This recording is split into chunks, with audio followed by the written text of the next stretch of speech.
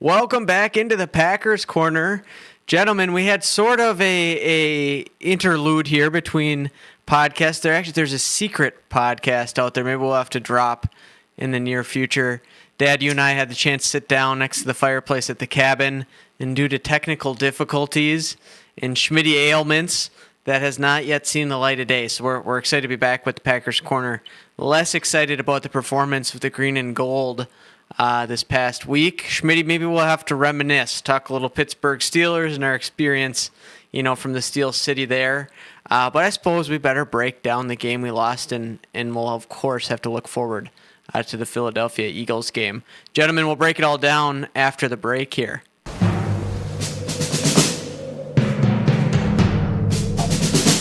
The autumn wind is a packer, blustering in from the bay. With a rollicking song, he sweeps along, banging the drum all day. His face is weather-beaten. He wears a cheese-filled cache with a green and gold cape on his back and a frozen stiff mustache. He rumbles across the tundra, a hero brave and bold.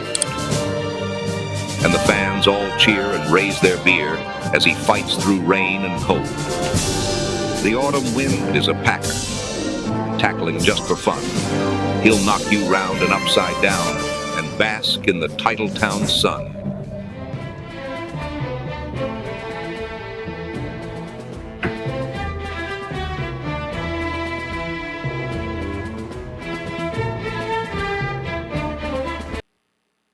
Schmitty, are you healthy now? How are you feeling, my friend?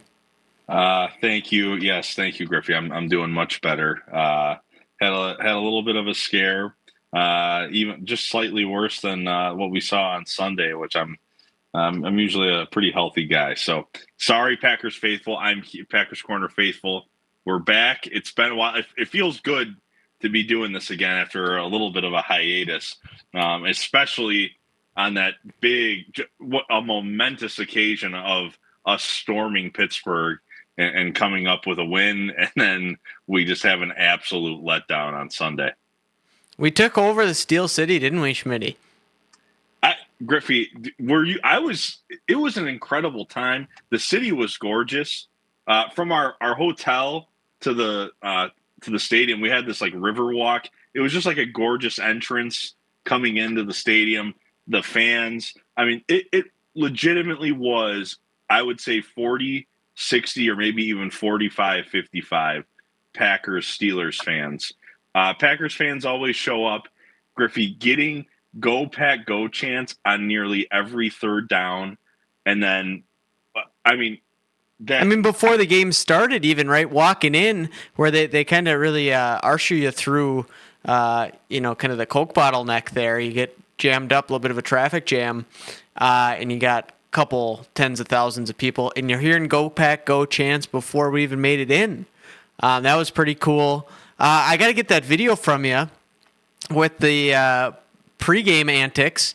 You jumped on the big mat there and caught the football from the jugs machine, yes. And we took it all in. But no, I got to thank you. You set up quite an event for us there, and Schmitty really picked out a heck of a hotel, and we were living large. I was nervous. I said on the secret episode to my dad, when we saw that first deep ball from Aaron to Roman Wilson, I was having shades of Brett Favre in 2003 against the Raiders after his father passed. Just this magical evening for Brett, and I was hoping Aaron wasn't going to have one of those in store for us. And you even mentioned that during the game, or like right before the game, you had mentioned the Raiders game. I'm like, oh, goodness, if that actually comes to fruition. I was so nervous. You were. And how couldn't you be? You saw that one play, and that it kind of like set us up for. I'm like, oh, goodness gracious, DK is going to have our way with our corners.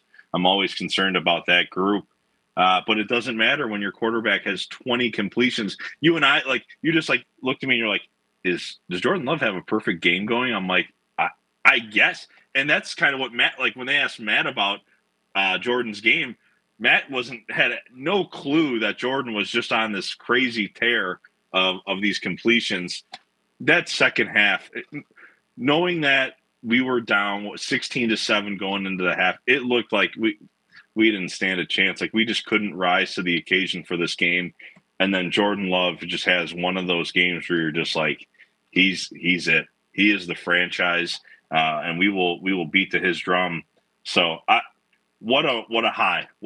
It's always good when you do these trips and you hop on a plane and they come up with a victory. It just makes it so sweet. Well, the magical night that evening was Jordan Love's. Less magical for the Packers this week, Dad. Let's talk a little Panthers. What's your takeaway from another? It's been such an uneven season with the highs and the lows, as you can hear in our transition. What do you take away from that Panthers game? We'll play some of the real here. Our poor faithful are going to be wondering what game we're breaking down here the way this thing opens up, because the autumn wind is a Packer. It didn't bustle in from the bay. They were stuck out on the bay in a dinghy with an SOS signal going out there. Like, my good grief, Matt LaFleur and Jeff Hafley and Jordan Love, can you guys get your act together? I mean, Schmitty, to your point, in the end of that Pittsburgh game, we're going in to make it a 2-score game with 2-point conversions. Jordan Love has a concept over there in the end zone on the right side. He goes back 1-2. It's not there. He throws it away. I'm going, oh, praise the Lord. Situational football. We're taking the field goal. We understand the situation at hand. He could have looked back to the left, had Matthew Golden wide open at the 5-yard line, but I said, hey, this is a sign of progress. I think maybe we're to the point now where in situational football, we're not going to make dumb decisions anymore.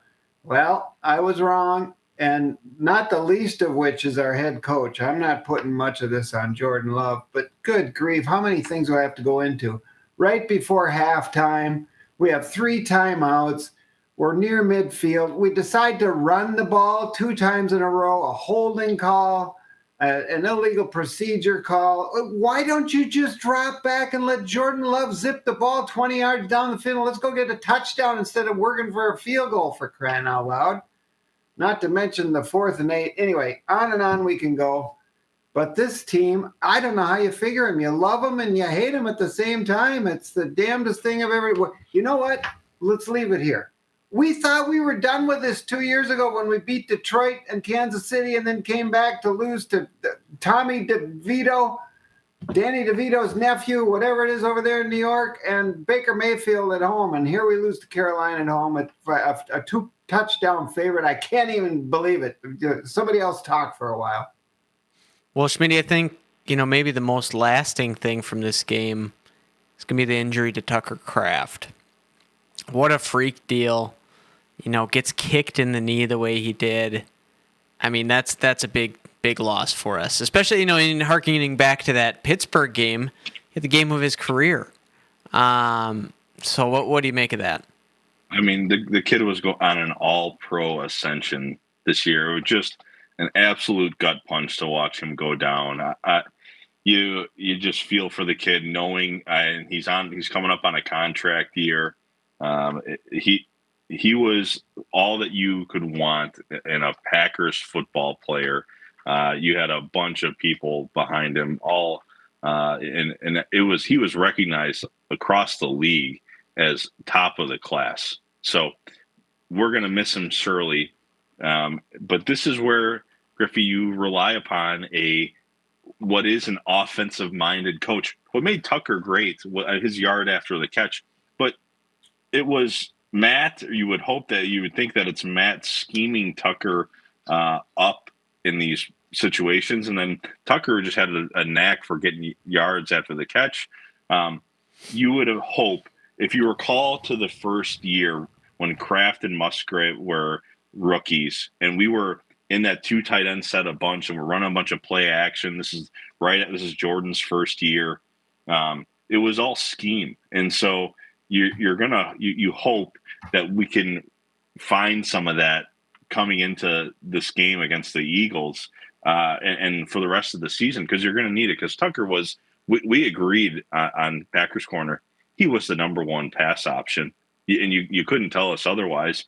And so Musgrave, Fitzpatrick, they're going to have to come up big because that is an integral part of our offense. And so those targets, they're still existing, Tucker Kraft or not. Those tight end looks are going to happen often. Jordan relies on the Tucker or on the tight end position when he gets in trouble a bit.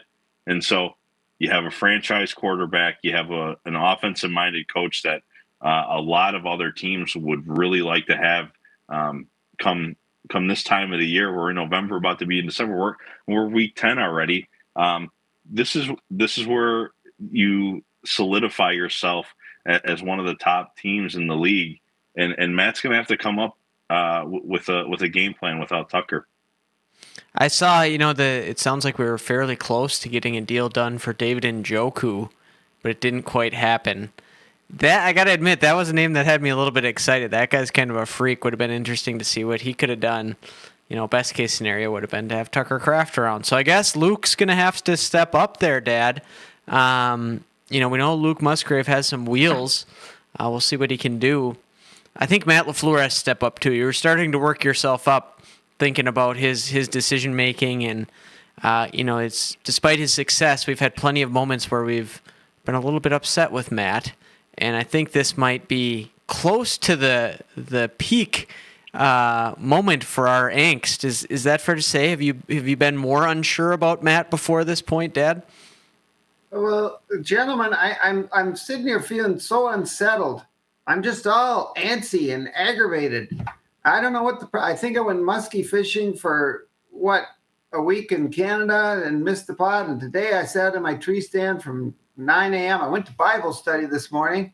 And as I'm getting out of the Bible study with the men's group, I look at my phone and here's the biggest buck in history sitting right by my tree stand where I was going to go. But I said, no, Lord, this morning I got to go to the Bible study. So I did that. And there's the buck. So I figured it's a full moon. I'll go sit in the stand all day. Surely he'll come back for a drink of water over my watering hole. He did not.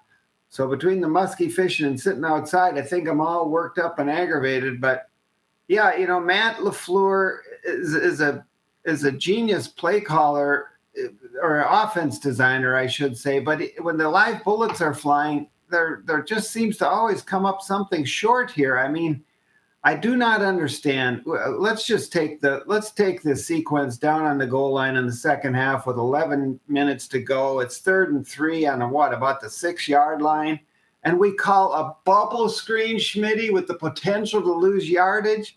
The DB blow. I mean, how many bubble screens have we run in the last 2? It was great in Pittsburgh, but good Lord, Matt, guess what? The other team watches the film. And we already wanted one bubble screen blown up earlier in the day. So now it's 4th and 8. And Griff, we're sitting there, we're looking at each other going, if he's going for 4th and 8 here, why did he not go for 4th and 8 in the NFC Championship at Lambeau Field against Tampa Bay? I mean, and then the clock runs down. They have to take a timeout, and they still go for it, Schmitty. Well, and that's the issue. Me and Derek, who's been on the pod, but I think nobody's excited to hear when they call a timeout in that situation. But I think Derek and I are about ready to go fully insane. It's so valuable when you're losing in the second half to have 3 timeouts, and Matt just describes no value to those timeouts, apparently, from the way that he's been coaching. So when you evaluate that 4th down decision, I think maybe you could argue about 4th and 8, whether it makes sense. The analytics that I saw, some of them said to go for it there. But that's without factoring in the timeout. When you factor in the timeout, I mean, it's a horrible deal to have to call a timeout and go for it there. You got to just take your medicine and take the 5-yard penalty and kick a field goal. That's what I think. What do you think, Schmitty? Of course, Griffey. Again, how is it every time we start talking? I've asked for handlers. I probably 7 episodes we've been doing this. How is Matt failing us in these crucial situations? This is a team that Griff, 14-point favorites against. They had no business being in a close game. They threw for 100 yards. Yeah, no, he threw for 100 yards. Our defense, Hafley's going to be gone come next season at this rate. If they keep putting this output on defense, and our team and Jordan and Matt can't figure out how to put points on the board, gone because someone else is going to hire him, you're saying? gone because Hafley's going to have a chance somewhere else. I believe that. It might not be this coming season, but the year after, you string 2 top 5 defense performances together, and you're going to get put looks. the head coach headset on our sidelines. Hey, I thought that too, Griffey. You're not crazy by saying that. That's not out of the realm. The problem is defensive coordinators becoming coaches. They don't work out very often, so whatever comes of that. But I'm starting to think that Matt LaFleur would be a heck of an offensive coordinator.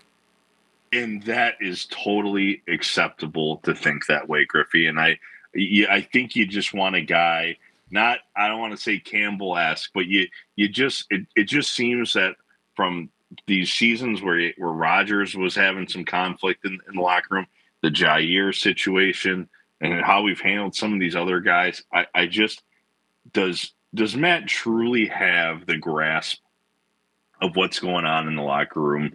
And it takes a special certain individual to keep a bunch of grown men together that are making a lot of money and keep them focused on one common goal. And is Matt doing that to the best of his ability? I don't know. Can he call an offensive game? Definitely. Would everyone want him calling an offensive play sheet? Yes. But he might just not have it to be the lead man in the show. And I'm okay with that. But we can never rise to the occasion of these games. We've been clamoring to just beat the brains out of some of these middling to bad teams, and we just never rise to it. Can never do it. Do not have the killer instinct. And so I'm getting pretty ticked off and annoyed with Matt that he can't get these guys. The excuse of being the youngest team in the league, it doesn't apply anymore. It's not a thing. These are the same guys that you've ushered in, and we're still having these same issues. It's starting to just drive me nuts. I just want the Packers corner, Green Bay faithful, to just, we beat the Steelers and then we just take care of a 14-point underdog team. How is it possible that we're in this situation right now? And now, Griffey, you got a tough opponent come Monday night. And so maybe it's a godsend that we lost to the Panthers, because the boys will wake up for this game on Monday night. That'll be really crucial to the NFC playoff picture. But good gracious, just take care of these bad teams, man. Why can't we do it? Schmitty, I was going back and watching some vintage Favre ascendancy there, and they were talking about the preamble for Mike Holmgren's career. And Mike Holmgren was a high school tennis coach. Can you believe it? After what your mother was saying about Matt LaFleur, Dad. I hope it was the men's team at least. Yeah, but I just got a kick at, for viewers that didn't see this, we had a great quote from my grandmother a while back saying, I think maybe that Matt LaFleur is just better suited for high school tennis coaching. And it struck me that Holmgren actually was. So just had to get a kick out of that. But, Dad, I don't want to be, we're so spoiled as Packer fans. I don't want to lose perspective. But I just am a little bit nervous that any time when we're really going to need this guy, this head coach, to be the guy that keeps it all together, that steers the ship in the right direction at the biggest and greatest moment of need, that he's just not going to quite get it done. I can't talk you out of that. You mentioned Mike Holmgren, and all I can think of was, oh my gosh, what a difference. Do you ever remember Mike Holmgren coming up short strategically and when it mattered? I mean, the guy just seemed to have all the answers. He had the gravitas with the guys in the locker room. And to your point, Schmitty, these repetitive problems, Dan Orlovsky put it well. He said this team needs to grow up. And you know what? The head coach is who makes you grow up. He creates a culture where you do not play down to the inferior opponent and where the team has confidence in you to pull it out. And it just doesn't seem like LaFleur has, as we've said, he's got a great offensive mind. He's got a number of wonderful qualities. But when the live bullets are flying, he just doesn't seem to have the gut instinct. It's like you say, Schmitty. hire somebody to tell you what to do. Do any of us think on 4th and 8 with 11 minutes to go when you're the better team that's a really tough choice, especially when you can't get lined. How about that? You can't even get lined up for the play, coach. So how can you think it's a good idea to call a play on 4th and 8 when you can't even get your guys to line up properly? Now I'm getting excited. So I just fear, guys. I fear here we are in the playoffs, critical situation, and here's how our season ends with another poor clock management, a burned timeout, a stupid call. Think about this game. Think about our team right now. The little things. If we could win the kicking game, we'd be 7-0. Is it 7? How many games? 8. How many games we played? 5, 2, 8. 1, 8. We'd be 8-0 if we could win the kicking game. Ding dong kicker McManus comes in and misses the kick on the end of the field that the guy makes to win the game. Other 2 games we lose by blocked kicks. So well, and talking about decision making with the coach, he keeps saying, and he's a little short about it. That's the other thing that rubs us the wrong way in the media is when LaFleur, who has the reporter has every right to be questioning him, and LaFleur takes umbrage with the questioner. But he has been trotting McManus out there saying, McManus is working through some injuries. Meanwhile, we have Haversack sitting there, healthy as can be, as I understand it. And why don't we just put McManus on IR and let the kid see what he can do? And then how could you take offense at that question when we see McManus go out there and cost us another game? I don't get that.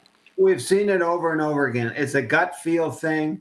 It's the same thing with Heath Slocum, the special teams coach who we never got rid of. It's the same thing with Joe Barry Carroll, whatever you want to call him. We can't get rid of him in the time. We can't make the right decision on the kicker. We can't make the right decision on 4th down. So right now, it's good. And this is a good team, guys. We are loaded with talent. We're loaded with ability. Even with Tucker Kraft, I think we still have a fine team, but we're being held back right now. And my only hope is, somehow LaFleur pulls himself out of this tailspin. But if not, he has so many of the attributes that you want and need from an elite level head coach that it's a little frustrating that he can't just quite bring it all together, because it seems like he's capable of it, despite the fact that he hasn't shown it. When the bullets are flying, as you say, it feels like he could be capable of that. Well, that's my hope. And what I was just going to finish, and then we can turn it over to Schmitty, is Carmen Policy is sitting there taking all this in. And I can't believe if this thing ends badly on a decision like this year, I sure hope Carmen Policy has Ed Policy? Excuse me. Carmen Policy's son.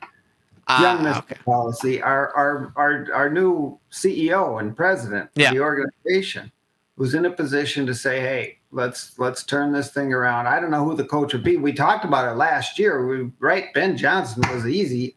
Now, that's the thing, guys. Who's better? Or who is LaFleur better than in the NFC North? We got the 4th best coach in the NFC North. I'm sorry. Go ahead, Schmitty.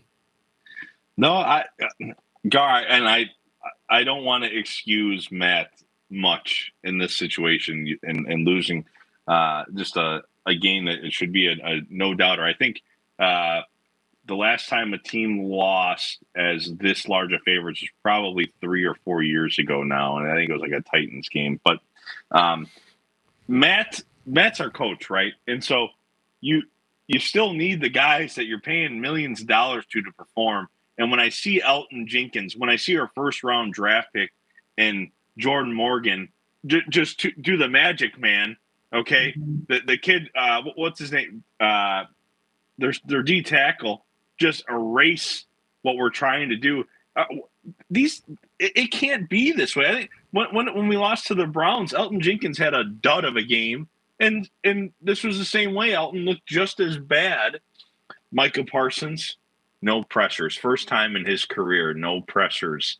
And he led the leagues thus far in the season. So you got to ask these guys that are prominent people in your organization to show up on Sunday. And if they don't, regardless of when Matt's calling timeouts, when our kicker's missing, shanking kicks. Okay, that's not on Matt. That like in the sense of Well, Brandon McManus is a certain. we talked about Griffey, who they activated. but God bless. McManus has done a lot of good things in one short season. That's why he got a contract. We were jumping for joy that we had a Brandon McManus. I asked for Brandon McManus, right? That's who we wanted. They went and got him. That's what. But right. if he's hurt and you're going to pin his missing on that, the buck stops with the coach in terms of who we make active on Sundays. He held Brandon out for that first week, right? When Brandon said, "Yeah, I'm ready to go," there was some they crossed lines. The media, Brandon told the media, "Yeah, I'm good to go." Matt said, "No, he's just not ready yet." And Haversick played, and Haversick had a franchise-setting field goal, and so it's tough. It's a tough situation. If McManus isn't hurt, we got a bigger problem, Schmitty, because it's been shaky. No, in fact, we don't. Then you got Haversick. Isn't he taking up his roster spot on our team right now? Yes. Aren't we? We have 2 kickers on our 53. Yes. So the Packers are. So I'm just looking into it a little bit. All right, if Haversick, we don't want to release him because we know another team is going to sign him right immediately. So there's an exit strategy here. Okay, yeah, you put McManus on the IR. Yeah. Well, how does that work? Any injury, you can just go on the IR. I'm not. IR designated to return. You give him 4 weeks. We would have done this 2 weeks ago, and away we go. Okay. Well, I saw what I saw on Sunday, and I saw a lot of bad performances by the players. And I know Matt's supposed to get these guys hooting and hollering, but these again are professionals, and there was a lot of bad performances by individuals on our team, and so. Monday night, as I talked about, you got the Eagles coming to town. It ain't going to be easy. And so wake up, guys. If you really want to be a top-of-the-class team in the NFL this season, you got to show up, and you got to be consistent. And they haven't been. And we've been asking for it for a while now, that these guys just get it through their skulls that they are a top – the policy, Carmen Policy, got his son – they brought in Micah Parsons to make this whole thing work, okay? And Micah didn't show up on Sunday. So we got there's some good-headed, strong-willed, minded gentlemen in the organization that are trying to make us happy, trying to make Packers fans happy. And the kids that are out on the field, they just don't have it. They're just not consistent enough. So hopefully this loss, against the Panthers brings us all together. Otherwise, we're going to burn out like we did going into the playoffs last season. That's what's going to happen. So I'm looking forward to a dominating performance on Monday night. Well, let's talk about Monday night here. Let's talk about it. Did you have a thought, Dad? Schmitty, just keep that toaster up in the cupboard now, because I just got one thing to tell you. The problem here with the defense is not Micah Parsons. The problem is that Jeff Hafley allowed Carolina to beat us the way they wanted to by running the ball and going with quick action passing in less than 2 seconds that gave the line no chance to get to the quarterback. He did not shore up the defense. He did not make them beat us by making Bryce Young beat us. We talked about this, Griff. At some point in that game, you've got to say, okay, Mr. Young, you're going to have to beat us because we're going to fill our gaps. We're going to run blitz in the gaps. We're not going to allow you to have 2nd and 4 and 3rd and 2 all game long by running the ball. So this is on the defensive coordinator as well. So this is what's so frustrating, Schmitty, that the coaches put the players in position to make the good plays, and our coaches are not doing that. Think of this, and then we can put this to bed. We lost the game on bubble screens. We had a bubble screen on the first drive that resulted in a fumble that took points off the board, and then on the crucial play on 3rd and 3 down on the goal line, we call another bubble screen. So I just put this a lot on coaching. Jordan Love did make one terrible decision, and he seems to have a penchant for doing that at the most critical time. He's only got 3 interceptions, but 2 of them are really bad. So with all that being said, maybe it's time to move on and talk about something positive. But this coaching staff has really got me scratching my head is all I got to say. Yeah, I think that's all fair. Schmitty, Monday night, Philadelphia Eagles. It wouldn't be shocking if we went out and beat them by a couple scores despite losing to Carolina. We have that in us. Are we going to get that out of the boys? We have the ability to beat literally any team in the NFL. And so it's been when you have a performance like you did with the Steelers, you had a performance like we just had on Sunday, you just wonder who's going to show up on Monday night this coming week. You don't have Tucker Kraft, right? We have a franchise quarterback that we were at home. Okay. You hope the boys are a little ticked off. You still have some strong leadership in the locker room. Jordan speaking up, trying to get these guys going. Micah Parsons chomping at the bit. He's about to face a common opponent that has been part of his career for the last 4 seasons. Okay, so he's getting up for this game. There's all the reasons to show up and beat a team like the Eagles by 2+ scores. Have all the mouthpieces of the media talking about how the Packers have resurged again, where this yo-yo now we just can't put bad teams away, and you beat a team like the Eagles. Now we're the best team again all of a sudden. I gotta wonder, just seeing what Dowdle did to us up the middle, knowing that Saquon Barkley is about to come into town. Are we going to be able to contain Saquon? That's really what I'm at. The cornerbacks against their wide receivers, I'll take that matchup. It's, can we contain Saquon? And I don't know if we have the interior set up right now with DY and Wooden, Brooks. Are they actually suds? Wyatt might have been still hurt. And so I'm a bit concerned about that, and that's maybe why the Panthers they highlighted that portion of their offense to just attack us up the gut. Griffey, who is it? Gold package, green package? Who's showing up? Because the green package folk I would on guess Sunday, they were an absolute dud, and so you should be. If you're a green package holder right now, shame on you. I didn't hear. You're squawking, you're booing our team. We would have won that game against the Panthers had they just spoken up a little bit and cheered our team on. Those kids need some adrenaline. They need some help from us. The gold package is showing up Monday night is what I'm told, Griffey. The gold package doesn't mess around. The gold package is going to lead us to victory, singing "Go Pack Go," all right, on 3rd downs as we sack Jalen Hurts. Micah Parsons, 3 sacks. Colby Wooden, 2 TFLs. And maybe, just maybe, Matthew Golden has a touchdown. I am so juiced because we are going to win this game by 17 points, Griffey. Mark it down right now. 30-13. We are going to blow the hinges off this team. The Eagles suck. Send the birds back flapping. Oh my, I think that was the best one of all time, Schmitty. Holy smokes. I'm ready to run through a brick wall for you. How can you not be fired up after that performance by our boy, Dad? We're not picking against the Packers. Now he's going to do his classic catchphrase. He just wants to wring your neck if you were to pick against the Packers. I think he's got the electrodes hooked up to the nipples, and he went straight with the 220 right out of the socket, and it charged him up, and his hair's standing on end. And good Lord, Schmitty, is your heart okay? You feeling all right? Got your breath back?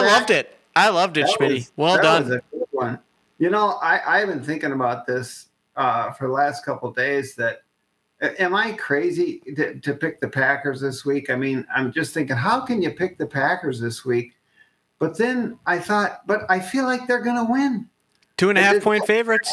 You just heard me go on with this whole rant about the coaching staff, the kicker, and the Ed Policy needs to get us straightened out. And for some reason, I just feel like that they're going to be so ticked off.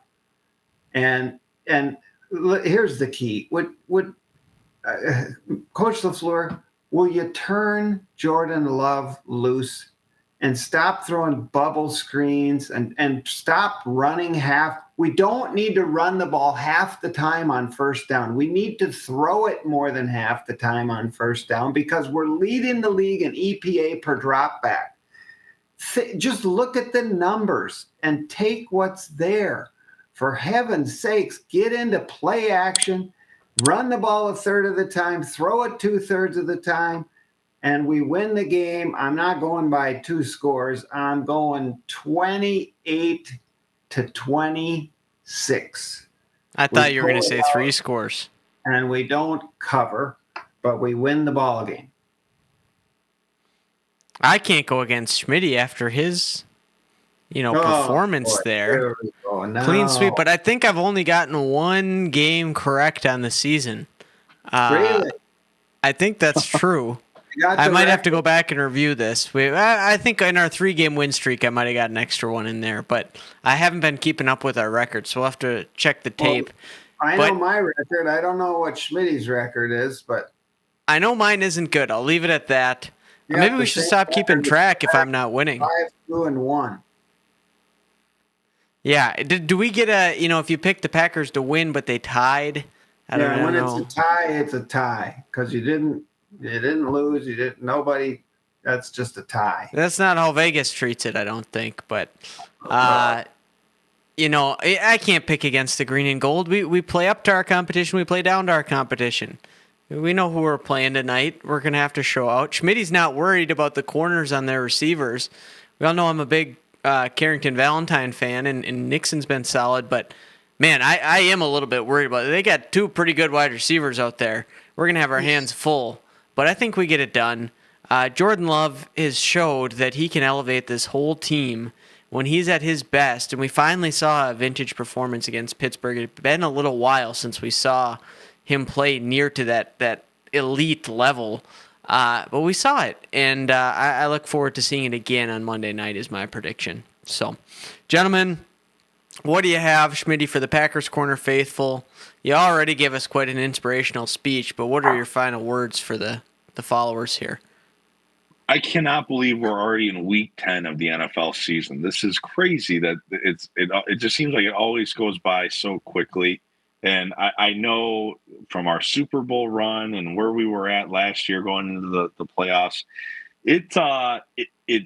this is about where Toyotathon's is about to be upon us here, Griffey. Good point.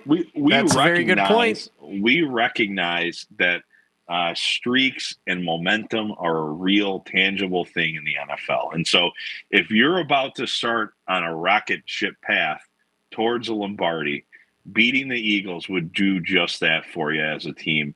You just lost a captain and Kraft. And so really coming out and showing up on Monday night in front of the entire world, that will send us on a path to championship status. And I'm looking forward to it. As much as it means to anybody else out there, it means more to us, right? I wanna see us hoisting that Lombardi too, Schmitty. Starts this week, apparently. Dad, you've been studying some esoteric cheeses, as I understand. What do you have for us? A little inside baseball in the cheese world. Well, in deference and in honor to our friend Mr. Tucker, we got Kraft cheese this week. Tucker, heal up fast. We love you. Good Lord. Rashawn Gary 1 year, Christian Watson the next. Now Tucker Kraft. What is it with? And did you see that play, boys? It's this deal where you're allowed to submarine the blocker when it's within the tackle box. So the linebacker comes across and submarines Sean Ryan. His leg flies up in the air, hits Tucker Kraft in the knee. Good Lord, it doesn't look like a good play. And now we're without our boy Tucker, but we're going to make up for it. We got, the sad thing is because we kept 2 kickers, we lost Ben Sims, our other tight end, to the Vikings. Yep.